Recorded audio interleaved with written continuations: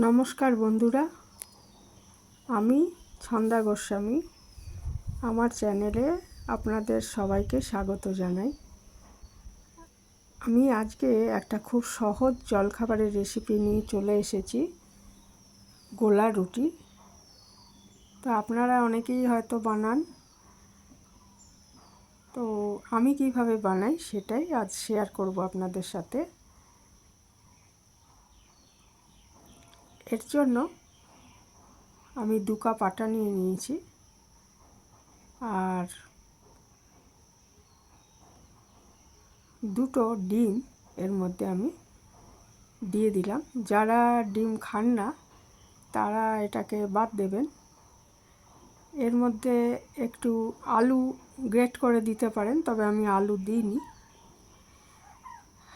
আর নিয়ে নিয়েছি একটা মাঝারি সাইজের পেঁয়াজ কুচি, একটা মাঝারি সাইজের টমেটো কুচি, একটু কারি পাতা, আর একটু কাঁচা লঙ্কাও নিয়েছি।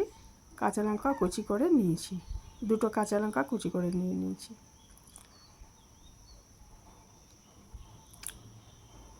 আর এর মধ্যে পরিমাণ মতো নুন দিয়ে দিতে হবে। এটাকে আমি আগে মিশিয়ে নিচ্ছি ভালো করে। একটু আস্তে আস্তে জল মিশিয়ে নিচ্ছি এর মধ্যে। জল এমনভাবে দিতে হবে, আস্তে আস্তে দেব, একবারে বেশি দেব না, যাতে এই ব্যাটারটা খুব ঘনও না হয় আবার খুব পাতলাও না হয়ে যায়। এইভাবে খুব ভালো মতো এটা মিশিয়ে নিতে হবে। একটু জল লাগবে, সেই জন্য আমি আরও জল দিয়ে দিয়েছি। দিয়ে এটাকে তৈরি করে আমি 10 থেকে 15 মিনিট ঢেকে রেখে দেবো।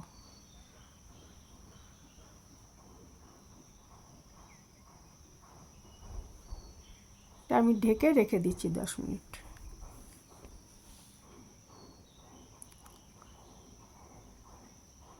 দশ মিনিট পর দেখুন এরকম হয়ে গেছে, সব ভালো মতো মিশে গেছে। এইবারে একটা ননস্টিক তাওয়া নিয়ে নিয়েছি আমি। এতে আমি সাদা তেল, এটা অলিভ অয়েল হতে পারে, সয়াবিন অয়েল হতে পারে, যে কোনো সাদা তেল এটা একটু নিয়ে নেবেন। নিয়ে এর মধ্যে তেলটা গরম হয়ে গেলে এর মধ্যে আমি 1 হাতা মতো, 1 হাতা 1.5 হাতা, যেরকম সাইজ বানাতে চান, যেরকম সাইজের গোলা রুটি বানাতে চান সেই হিসাবে ব্যাটারটা দেবেন। দিয়ে একটু হাতার উল্টো পিঠটা দিয়ে একটু রুটির আকারে করে নিতে হবে। তারপর এটা ঢাকা দিয়ে আমি মিনিট 2 এটা মিডিয়াম আঁচে রান্না করে নেব। 2 মিনিট পরে যে ওপরটা যখন শুকিয়ে যাবে তখন বুঝতে পারবে এই পিঠটা তাহলে হয়ে গেছে। দিয়ে আবার উল্টে দিলাম, দিয়ে এটা ঢাকা না দিলেও চলবে। দিয়ে আবার ওরকম 1.5-2 মিনিট রান্না করে নিতে হবে, তাহলেই এটা তৈরি হয়ে যাবে। এইভাবে আমি সমস্ত গোলা রুটিগুলো বানিয়ে নিয়েছি।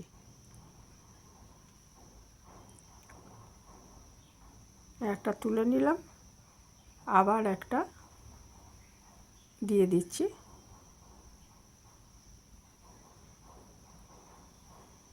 এরকমভাবে দিয়ে আবার ঢেকে 2 মিনিট রান্না করে নেব। আঁচটা মিডিয়ামই রাখবেন, না হলে পুড়ে যেতে পারে, কারণ এই ননস্টিক তাওয়াগুলো খুব তাড়াতাড়ি গরম হয়ে যায় এবং হিটটা বেশি হয়ে যায়, সেই জন্য বেশি আর কি গরম হয়ে যায়, সেই জন্য এটা মিডিয়াম আঁচে রাখাই ভালো।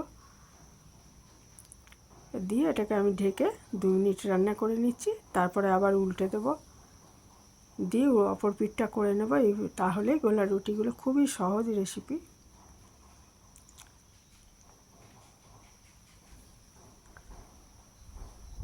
এটা সসের সাথে খাওয়া যায়, বা যে কোনো চাটনি, তেঁতুলের চাটনি, নারকেলের চাটনি, যে কোনো চাটনির সাথেও ভালো লাগে, বা সসের সাথে, টমেটো সসের সাথে খুবই ভালো লাগে খেতে।